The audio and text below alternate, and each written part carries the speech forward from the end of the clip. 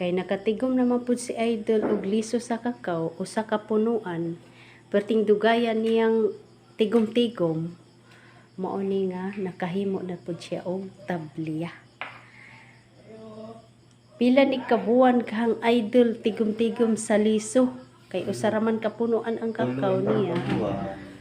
Mao ni giantos niya paghipos og mga tagsa ka buok bunga nga mohinog. Aron lang yun siya makatilaw og tabliya. Kay paborito pud kaayo ni niya ang tabliya.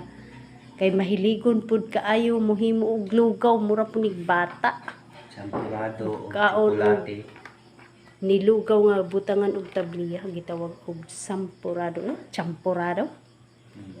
Pero lami yun kayo ni siya guys. Kapihon ba?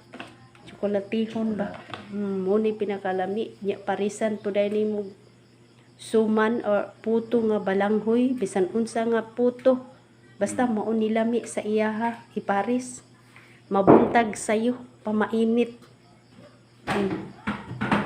So, daghan-daghan na yun ang nahulma, no? Guys.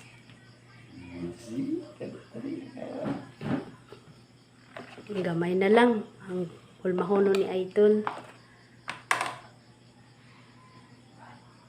Kahibaw na gyud unsa ang paborito ni Idol nga himuon niya og kape.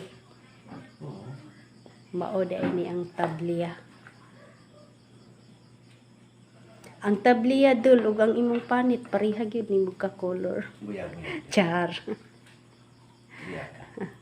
Kay perti naman pud laging ituman ni Idol kay wa gini katilaw og puti nga panit. Kay gilihian ang tabliya, chocolate.